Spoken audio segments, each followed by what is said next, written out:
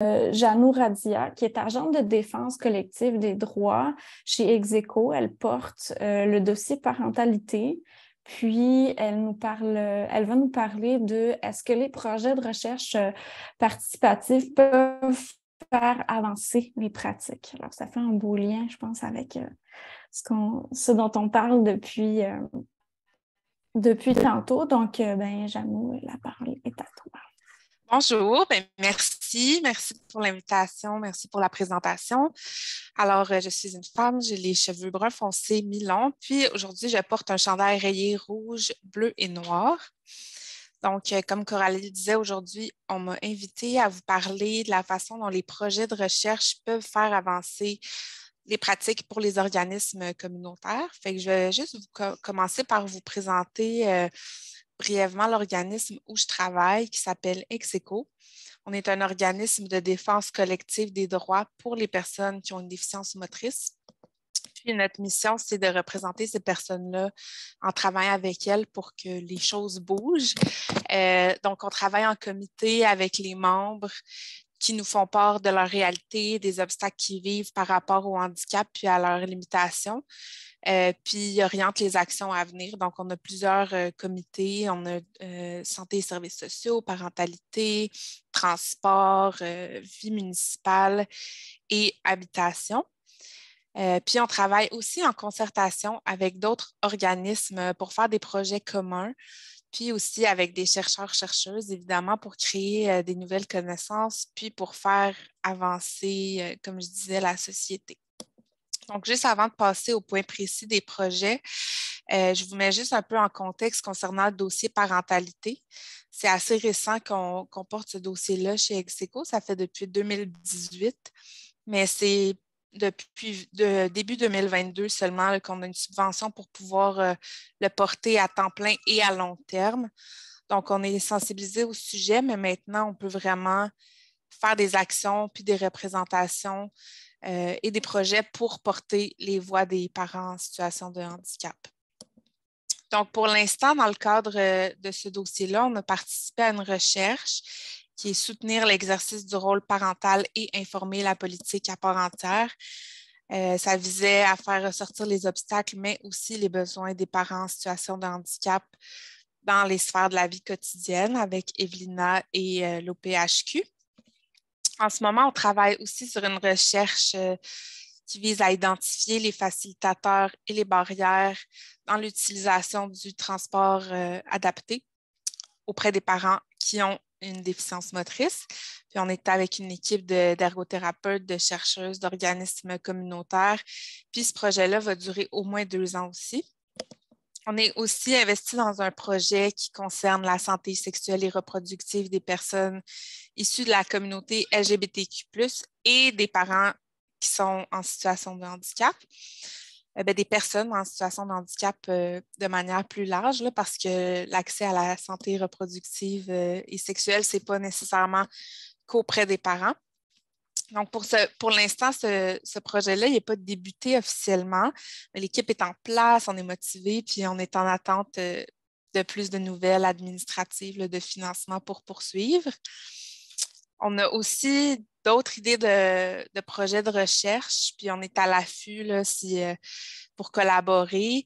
Mais évidemment, c'est des projets à long terme qui prennent du temps et tout ça. Donc, voilà. Puis le rôle des organismes communautaires quand on fait une recherche partenariale comme ça, c'est d'apporter un éclairage plus terrain, puis de représenter la communauté. Donc, c'est pas rare qu'il y ait des parents ou des personnes de nos organismes, des membres qui participent aussi. Et puis pour nous, c'est vraiment précieux d'avoir l'opportunité de collaborer dans ce type de projet-là.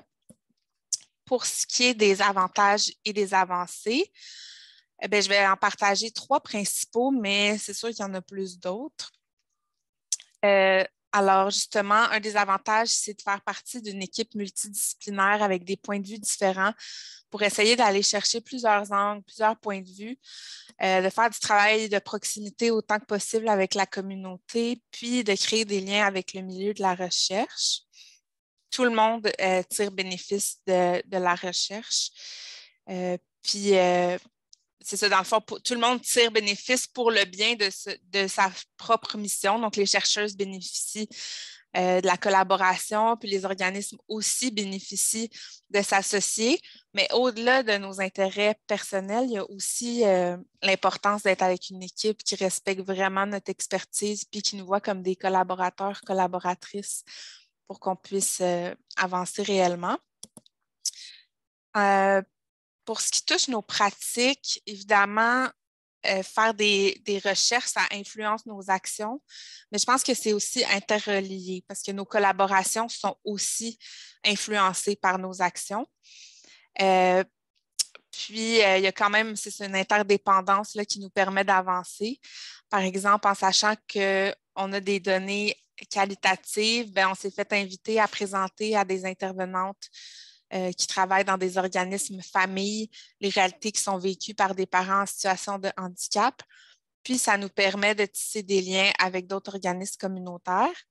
Mais à l'inverse aussi, en sachant qu'on a besoin de certaines données pour faire avancer un dossier qui est jugé prioritaire par nos membres, bien, on peut collaborer avec d'autres organismes, puis avec d'autres chercheuses, chercheurs pour mettre ce dossier-là de l'avant. Puis faire des actions aussi, des fois qui sont hors recherche, en attendant que la recherche finale soit terminée. Donc, c'est pour ça que je décrirais ça comme un peu comme une relation d'interdépendance. Puis, un autre grand bénéfice, c'est probablement le plus grand, là, c'est de pouvoir contribuer à produire des connaissances, mais aussi de pouvoir utiliser ces connaissances-là auprès de décideurs, décideuses. Donc, concrètement, ce que ça veut dire, c'est qu'on crée des données scientifiques de ce qu'on constate sur le terrain. Puis, ça contribue à une certaine notoriété ou crédibilité quand c'est le temps de faire des représentations. Nous, en tant qu'organisme de défense collective des droits, c'est important d'avoir des données à partager.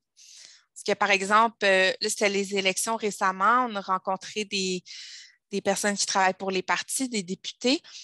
Puis quand on partage le vécu des parents en situation de handicap, c'est toujours frappant, mais quand on ajoute qu'il y a des données qui appuient ce qu'on dit, là, ça rajoute comme un élément qui leur permet de travailler avec nous, d'agir dans le sens des représentations qu'on effectue, puis de porter vraiment nos revendications aussi des fois un peu plus haut, là.